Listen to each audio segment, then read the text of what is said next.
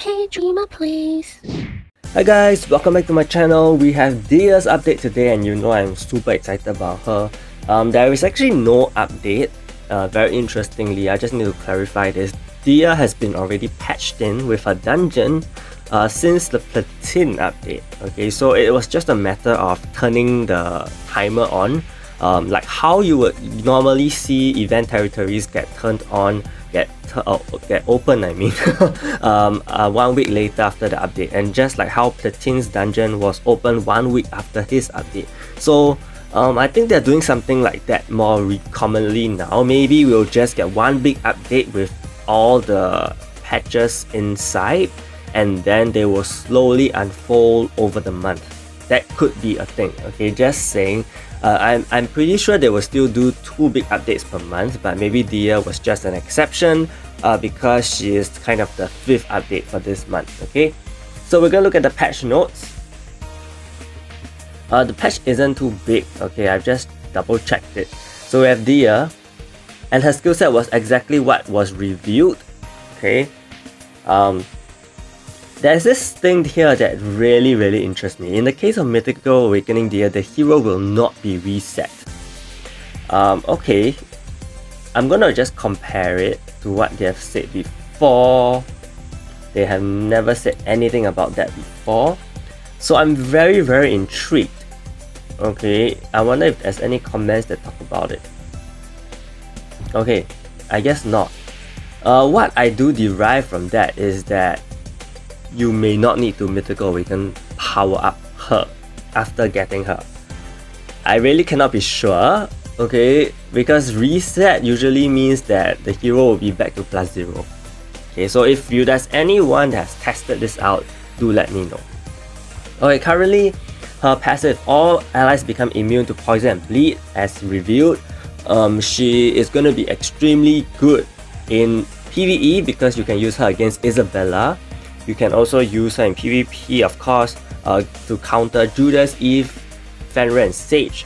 Now, Judas has received a lot of immunities against his skill set, which includes fear from Anti. So, turns out that Hyde Reapers are really here to shut down the apostles. Okay, I don't expect Baal in future to get poison and bleed again then. So, this is really good, and it's permanent, it's not turn-based, okay? She also increases damage dealt to universal type enemies by 50%, so she's going to be extremely good in raid as well. Okay, you can kind of replace Rosie if you think you have enough bulk. Okay, but Dia is more of the offensive version of Rosie, which I mentioned in my tier list video. Okay, I said that, you know, think of the opposite way of using Rosie, right?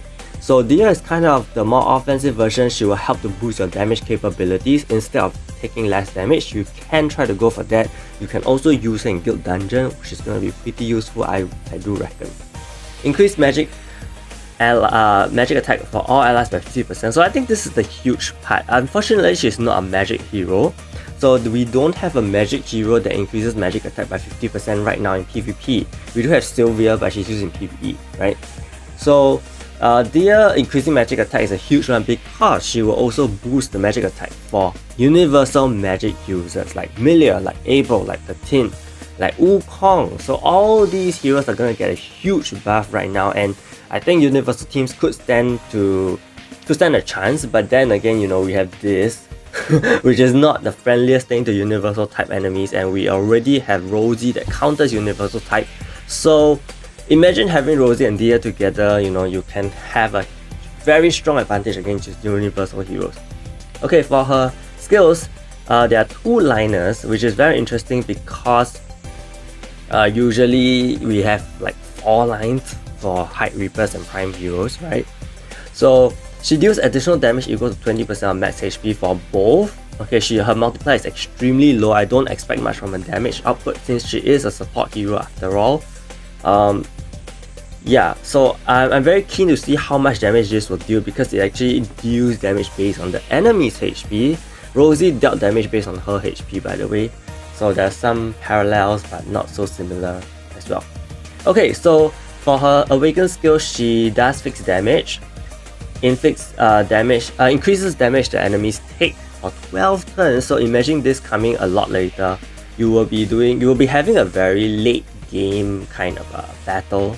Okay, she also summons an avatar, okay, into an empty ally spot. Now we are not sure how many this she will be able to summon because it doesn't state the number of quantities. So I'm just imagining, you know, you using one Dia and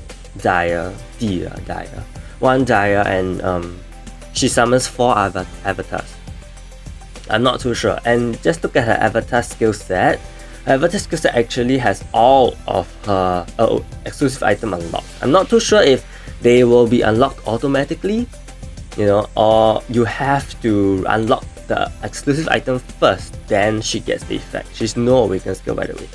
Okay, so same skill set. Imagine having permanent immunity forever and ever and ever, and imagine having all these forever and ever and ever, right?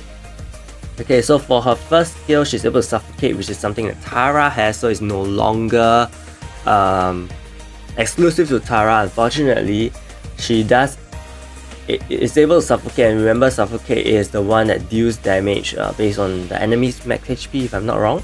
She also removes shields, quite a weak stage 2, I would say, compared to Anti. And she also this is crazy good. Okay, this is exactly what we had on Chris before the reboot, and it is finally back. Okay, she's gonna heal allies HP whenever enemy dies, which makes her incredibly amazing.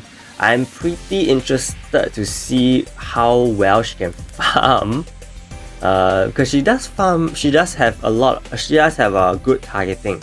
Okay, so it's pretty cool. Okay, moving on, we have a check-in event.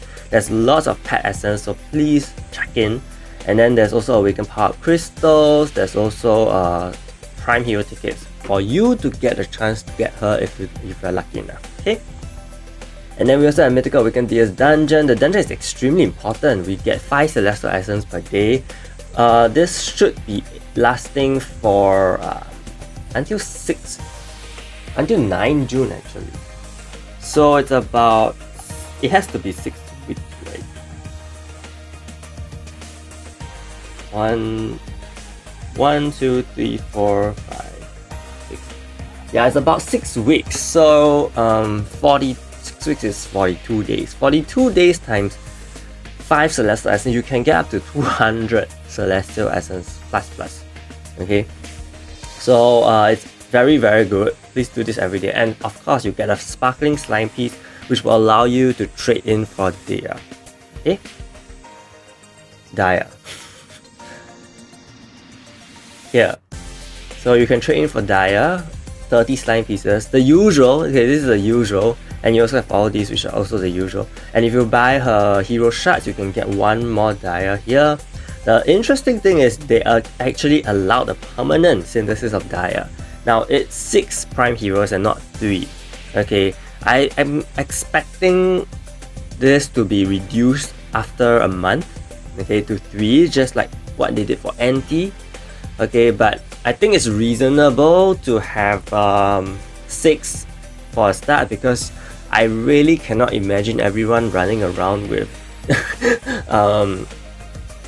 Dias. Okay, that's too easy.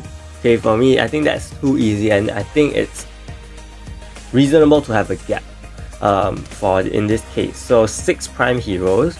I think this will be changed after a month, so don't worry about that. And maybe if you try to fool her, you get extra dupes, extra random prime heroes. You can still do this, you can still do this. And there's only 1 time per month, unlike other other primes, which is 2 times a month. So I'm pretty sure they will change this in time to come. Okay, we also have a weekly event, and the rest are the same.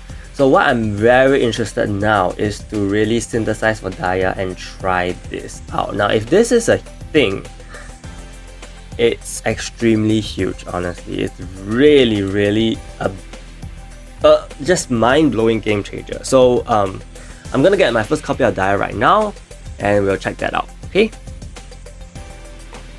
Okay, so we're back at the synthesis. We are right now looking at Dia 6 Prime Heroes. As I mentioned earlier, I think they will change this up to be the same as all. Oh, I realized Auntie is gone. Oh, because I used that for the month. Okay. Yeah, so Auntie should be here if you haven't traded in for her. Now I think they will be converting the Prime synthesis to this eventually. So if you do want to save on the Prime Heroes, you know, you go ahead and do that. Okay, you go ahead and do that. I would strongly recommend, because Prime Heroes are not easy to get. So using 6 here could get you 2 years in future, just saying. But for the sake of science, I'm going to sacrifice my Prime Heroes. I may not ever do this again, but I really just want to see if, you know, you can actually Mythical Awaken, not Mythical Power Up her, okay? So I'm really gonna do it. It's very crazy. And here we go, 1 Dia. Okay, so 1 Dia. And we're gonna power her up.